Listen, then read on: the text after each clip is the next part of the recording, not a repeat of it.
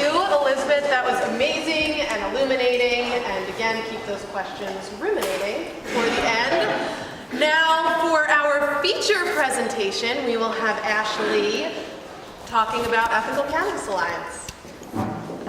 Thank you, Elizabeth. I am thoroughly impressed by not only her as a human being, but her work. I'm not going to use any bad words here, and I'm just going to say that I think she is effing amazing. And the fact that she has utilized some of her time not focusing on what she does from day to day, her 40-hour week, but she uses her extra time to research what's going on in our industry and progress that. So can I get another round of applause for her?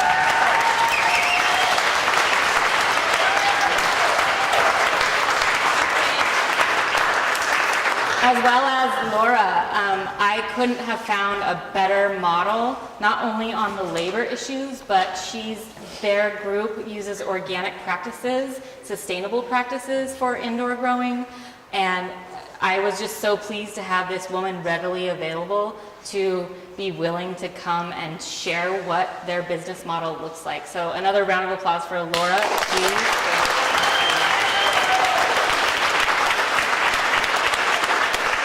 And also that there are so many farms in Oregon. I feel really privileged. There are so many farms that are using some of these same practices. We are a small state, so we all know these other farms. In larger states like California, things that we're talking about like this happen all the time. All these really crummy situations are happening all the time. So this may feel disconnected for you, but this is not disconnected. And if we're going to unite and create better standards for our industry, it's not Oregon, it's not California, it's not Colorado, it's not Washington, it's not Maine, it's everybody, it's all of us. So the fact that I have people in this room from Oregon and Colorado and California and Washington, take a look around. There's some new faces here. These people are coming from other states to talk about this, as well as it's streaming live for those that couldn't attend. So the movement is happening. Yeah. Again, thanks to the sponsors that made this happen. We wouldn't be here if it wasn't for them. And also take note that there are pen and paper in the back if anyone wants to give feedback or have stories or comments or questions or concerns that there isn't time for it and for questions. Or make a donation. Or make a donation. Yes, absolutely. So I'm going to tell a little bit about myself just so you're all clear and I'm transparent with my background and why I am doing what I'm doing and why I have gathered the community to support ethical cannabis. I received my bachelor's in science degree with a horticulture emphasis from Boise State University. Shortly thereafter, I managed a lot of large-scale agricultural and ornamental nurseries in Idaho, Colorado, California, and Oregon. I lived in Northern California in the Humboldt area for a short amount of time, where I worked on many different cannabis farms as well. I was exposed to a lot of different techniques of growing cannabis, both indoor, outdoor, organic, non-organic. I saw a lot of different labor practices, and I'll get into that in a minute. I then moved to Bend to launch Cascadia Labs, which is an analytical laboratory centric to cannabis. And I'm no longer with Cascadia Labs. They are wonderful, and they continue to do wonderful science work for the science and analytics of our industry. I moved from Bend to Portland to launch the Cascadia Labs flagship facility so that we could become a brand throughout the state and offer our services throughout the state. I did farm inspections for Clean Green certification, which I think a lot of the people in this room are aware of. I did it at the farm level as an auditor. It was a great way for me to take a couple of my hats off at Cascadia Labs and get my hands back in the dirt with my horticulture degree. And I could support organic horticulture practices. I helped launch the Portland chapter of Wintergrow here in Oregon, and that's how I've met, I'd say, half the people in this room. It was a great platform to not only meet people who are emerging into the industry, but also people that were in the industry for the last 5, 10, 15, 20 years. So that was a wonderful connection for me and brought me to where I am now with those connections. Recently, I have taken off a lot of those hats, and I'm committing full time to bringing ethical standards to the industry for many different levels, including labor and organic practices and sustainability. So with that, thank you for all coming, and I'm going to kind of launch into what Ethical Cannabis Alliance is hoping and pushing forward to do for the industry. The mission of Ethical Cannabis Alliance is, as a nonprofit, we want to create and promote sustainable, environmental, and empowering labor standards in the cannabis production. And I'll go into more detail about how we plan to do that. Let's see. I also want to note before I dive into that, we have, I have to skip around a little bit here, sorry, hold on. Here's the slides. Oh, it's okay. No, I'm still on this slide. Yep. Sorry. I'm reading my notes.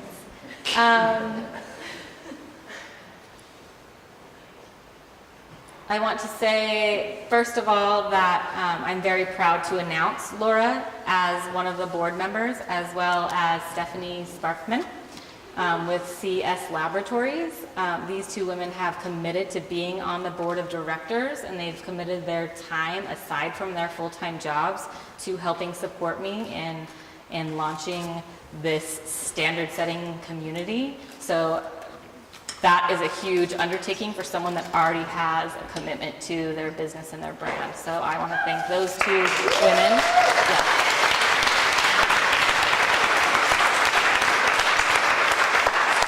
Also, stay tuned. I know our webpage is a holding place at this point with very little information. We are a nonprofit. I am bringing more information to the website with help from volunteers such as Jen Hedema, who's in the crowd somewhere here. We're going to be adding some of those details about board of directors, more details about the mission. After we're done with this, the notes that are being taken from this are going to be published on the website. This is all about transparency, and I'll go into more detail about that later. So please stay tuned to the progress of development of standards.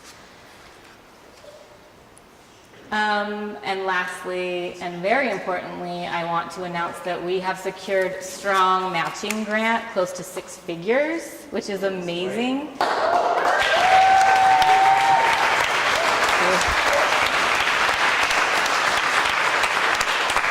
So I'm saying this to all of you, this is your call to action. This is my call to action. This is our call to action. We need others, people in this room, people streaming live from the webcam. We need to all gather together and help match this funding to push the big wheel forward, because this is not going to happen on its own. These standards are not just going to, come out of thin air. So if you know anybody that would be interested in matching funding, supporting on any level, I'm talking, whatever it is helpful, including services. If you are a business owner, or you know someone that is capable of offering a small amount of their time to help volunteer their services towards this, it is huge. It's equivalent to money. So if you would like to be involved in that, please reach out to me. I would love to sit down and hear your thoughts on not only providing services, but what you want this to look like. This is not about one person and one idea and one event. This is all of us together creating this, and it cannot be a single movement from one person or one organization. This is a big movement from multiple states and multiple people. So please contact me if you would like to get involved in funding. Okay, so let's get the show on the road. So I want to talk about Ethical Cannabis Alliance's mission, as well as how we want to bring rigorous, responsible, community-centered certification for cannabis. So some of our key requirements, that's a strong word, but in this situation, I'm going to use that word. Nonprofit. We can't have conflict of interest when you're creating a standard. And this comes from looking at what other standard certifying bodies look like in the ag world and other worlds. This wheel has already been invented, and we need to look to those standards to see how to do it correctly. So that's a key element in creating standards. A second thing that we want to do is bring labor standards to the market. No one's talking about labor. And so that's why I had these women stand up here and start talking about labor, because we need the conversation to start. And I am gathering the community to keep that conversation going, and I'll tell you how we're going to do that later. But also, as importantly, is creating or promoting cannabis-centric sustainable standards that already exist. There's already some organizations that are pushing this wheel forward. So we can either create this together, unitedly, which is a better answer to this question, or we can create them on our own. If they're not robust enough, we can create a standard that is for our industry. Standards need to be transparent. You can't just have a claim that doesn't link to anything. Third-party inspections, and when I say this needs to be on the farm level. You need to make sure, we need to make sure that the inspections that happen at the farm are third party. This creates less conflict of interest. I can go into that in detail if there's more questions later, but I'm going to move forward. Another part of our mission is to bring this to the industry not only for medicinal but also adult use, whether or not that exists in the future with our current regulatory bodies with Trump in charge. It does not matter. Standards need to exist, and an organic standard and a sustainable standard, environmental standards and labor standards can still exist whether or not it's medical or adult use. National multi-stakeholder governance with local communities' best interests. So that kind of links back up into transparent standard setting. When you create a standard, you need to have multi-stakeholders from all aspects of our industry, but not only our industry. There's people in here who are from the ag world, who have nothing to do with cannabis. So we need to gather people that are not cannabis-centric to create these standards, because you need all voices to make sure the standard is in the right medium point. It needs to be uniform across all states. Although there are different regulations in each state, specifically in Oregon, we have the highest, most robust pesticide requirements, but that doesn't exist in every state. I personally, not because I did own share in an analytical lab, but personally on a level of consumption, pesticides should not be in a product that is decarboxylated. We don't know yet what happens to those pesticides when they're decarboxylated and they hit our bodies.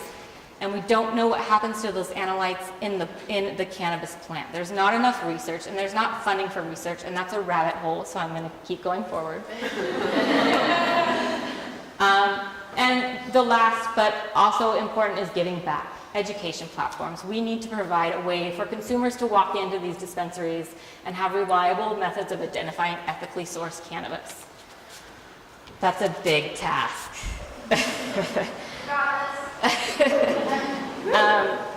So what am I saying here? We need cannabis-centric organic standards. We need labor standards. We need environmental standards to market quickly. This kind of project could take up to a year or more. But with a unified voice and the right funding, again, I'm asking for funding and support. With the right funding, we can bring this to market quicker. If you have the right links in place, and if we do this correctly, we could have some of these standards rolling out in 3 months. There are already projects happening that have pen close to paper.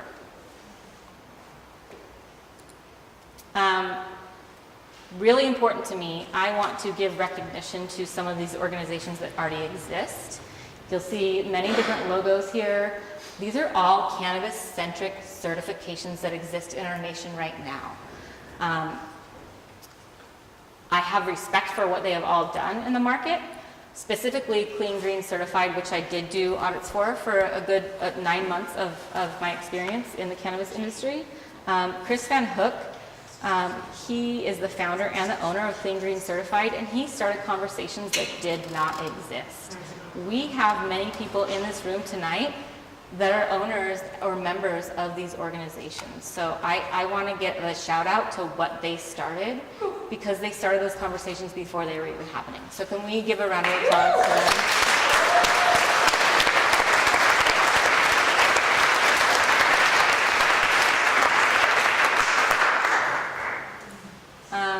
So within this group, there are many different models.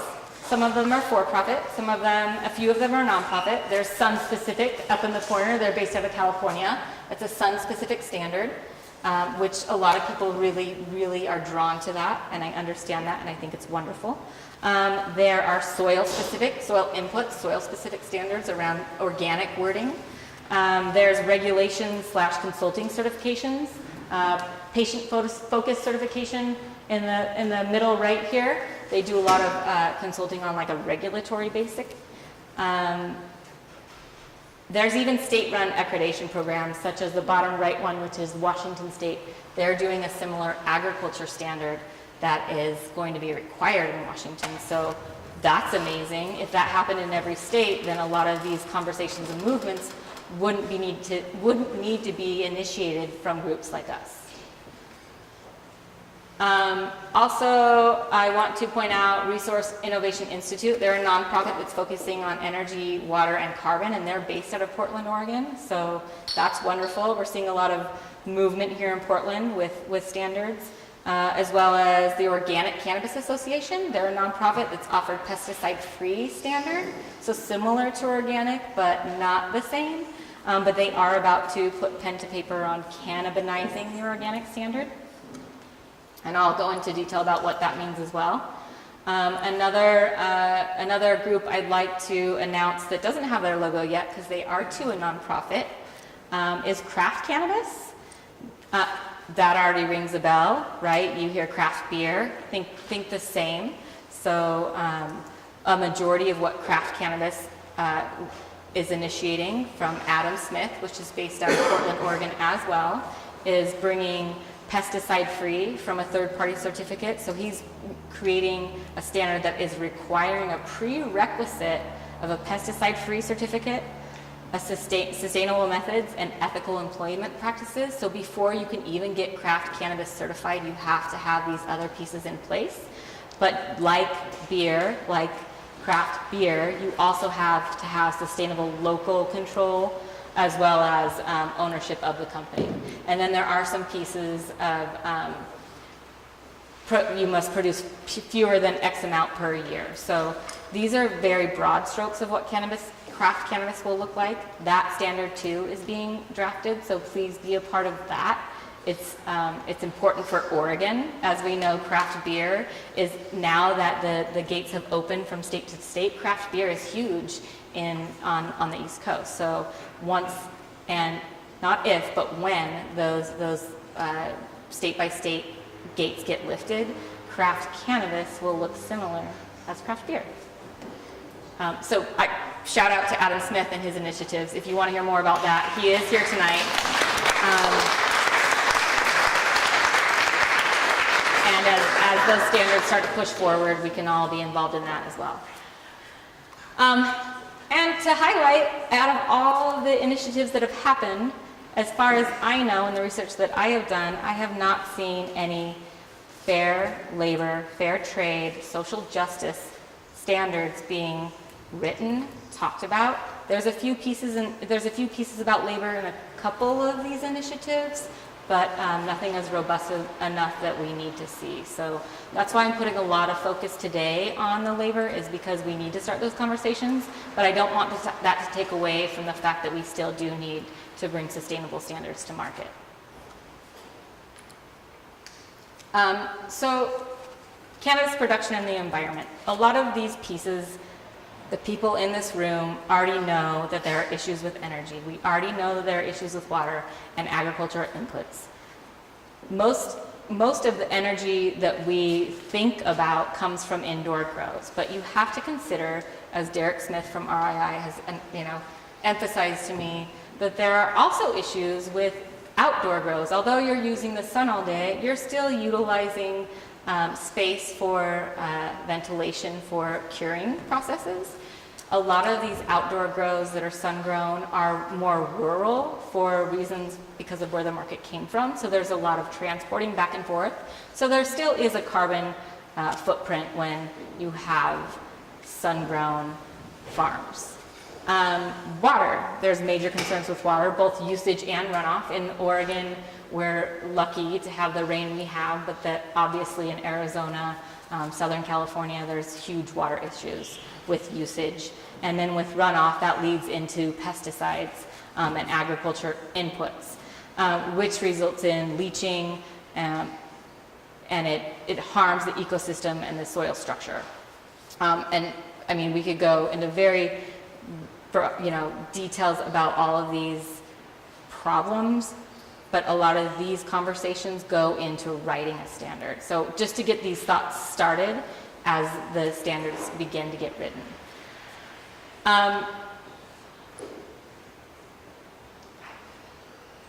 So people, and we've talked about, why haven't we talked about people? We need to start the discussion about people. And so I'm just going to dive in here quick for a couple slides about people. I know we've already talked about people a little bit, but I want to do some broad strokes around standards and people. Because the cannabis industry is agriculture, basically an agriculture product, labor issues in cannabis production are similar to other ag industries. We can start by looking at exposure to toxic chemicals, pesticides, fertilizers, low inconsistent wages, poor housing, little empowerment. I'm going to kind of cruise through some of this because it already got touched on. I personally worked on farms in Northern California that were wonderful. I was fed well, I was taken care of well. I got paid great wages under the table, obviously, 10 years ago, and wages have changed since then. So now that it has come from an illicit market to a licit market, the wages have changed to a lower pay. So it's not still living wages for a trimmer, which Elizabeth touched on. So why aren't we talking about people? That's one of my big questions. If we're talking about organic so much and sustainability and environmental impacts, why aren't we talking about people?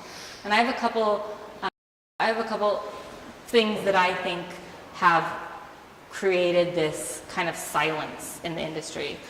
We've come from a dark closet where we've had to hide what we did. We use cash only. We stay low profile as possible. So now we have this availability to advertise, network, and educate. And the labor standards haven't caught up with this. It's as if poor working conditions are still okay because we're comparing it to the illicit market. And we need to stop doing this to ourselves. We need to start comparing it to every other market where we aren't the same that we were before. So why are we treating the people the same way? So really quickly, we hear the words fair trade, fair/trade, fair labor, fair livelihood. What does this mean? So if you just want to take a second to read this slide, fair trade is a way of doing business. And I pulled this from the Equal Exchange website. I think it's really eloquent and it fits into what fair labor should look like. Fair trade is a way of doing business that ultimately aims to keep small farmers active as part of the marketplace and aims to empower consumers to make purchases that support their values. A lot of things that Elizabeth touched on. Fair trade is a set of business practices voluntarily adopted by the producers and buyers designed to advance many economic, social, and environmental goals. I can give you an idea of what we're talking about when the big picture as it rolls out. So what does that mean? Different business models, and Laura dove into this deeply. The quadruple bottom line. I honestly don't think very many people are talking about this. We have profit, planet, and people. Purpose. We need a purpose, and that's what ties all of this together with the people. So how are we going to do this? First, we need to look at the different cultivation environments. Cannabis is unique. It's a unique agriculture. There's no other agriculture commodity that exists that has indoor grow. I've heard people talk about basil indoor grow, but I have Googled it and I cannot find it. I'm pretty sure it exists because at one point I did grow for farmers markets and I did my basil inside, but on an agricultural level, I haven't seen anything that is similar to cannabis. So what does that mean for us? We can't completely adopt an agriculture standard. We can't take the USDA organic standard, and we can't take the fair trade standard and just say, here it is, let's use this, because we are different. We have different environments. We have different issues at hand. And this doesn't even start to talk about processing BHO and PHO and tinctures and edibles. This is just talking about agriculture. So if we did pull those standards, they relate, but not ultimately in how it impacts the daily lives and the outputs and the inputs of this industry. Awesome. So another kind of, I say new working conditions, trimming and curing, although it's still kind of comparable to agriculture industry. There are still processes that happen after you harvest, but unique to our industry is sitting in a room with your face in a plant that has intense mold contamination or pesticide residue still in the plant. A lot of times masks aren't provided. A lot of times the growers don't care. There is no conversation about it. You're put in a room and you just trim and you work. The research that I've done recently has shown that, and these are quotes, whistleblowers, quote unquote, that worker has blown a whistle has potential of getting voted off the island. So it's this squeaky wheel syndrome where nobody complains because someone else will gladly take this position. Why is this? That was a question I asked myself. Why? This is why I think. There's this desire to be included in the illicit market.